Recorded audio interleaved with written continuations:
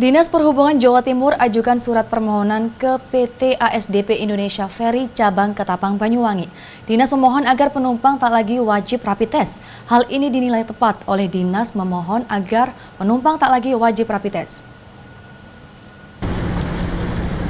Surat permohonan pembebasan rapid test dari Dinas Perhubungan Jawa Timur kepada PT ASDP Indonesia Ferry Cabang Ketapang Banyuwangi mengacu pada keputusan Menteri Kesehatan tanggal 13 Juli 2020 tentang pedoman pencegahan dan pengendalian COVID-19 bahwa rapid test tidak digunakan untuk diagnostik sehingga tidak dapat dijadikan acuan seseorang terinfeksi COVID-19.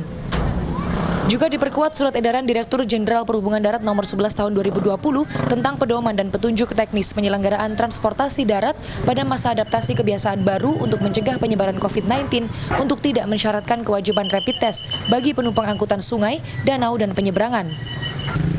Pertimbangan lainnya adalah terkait pertumbuhan ekonomi dan mengurangi beban masyarakat untuk biaya rapid test. Hal ini baru sebatas permohonan, bukan kewajiban. Sementara protokol kesehatan harus diterapkan seperti pengukuran suhu tubuh dengan termogan, menggunakan masker, menjaga kebersihan diri dengan cuci tangan, dan melakukan social distancing selama di pelabuhan dan di dalam kapal. Cek suhu juga kelihatan. Kemudian dari rapid test sendiri kan juga tidak menjamin. Yang menjamin adalah PCR. Nah, PCR tambah berat lagi biayanya. Nah gitu. Kan di dalam SE 11 juga diatur bahwa kalau cukup dengan surat keterangan kesehatan bisa. Permohonan pembebasan rapid test menurut epidemiolog Universitas Airlangga Windu Purnomo tepat dilakukan.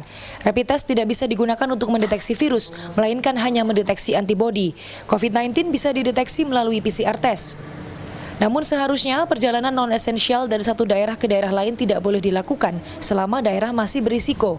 Jika masih nekat, protokol kesehatan harus dilakukan dengan ketat, disertai aturan dan sanksi yang tegas.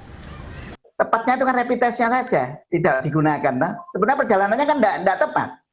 Cuma kan nekat itu. Nah, saya bilang tadi, perjalanan sebenarnya tidak boleh tetap antar daerah yang salah satunya itu masih oranye, merah gitu kan.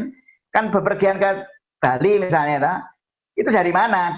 Dari Surabaya. Surabaya hari ini merah lagi. Kemarin oranye, hari ini merah sudah. Dia dari Surabaya menuju Bali. Ya padahal Bali mungkin sudah ada yang lebih bagus. Ya mereka kelunturan lagi, Meskipun sudah menerapkan protokol kesehatan, Windu mengingatkan bahwa risiko penularan COVID-19 masih ada di daerah berzona merah, oranye, dan kuning.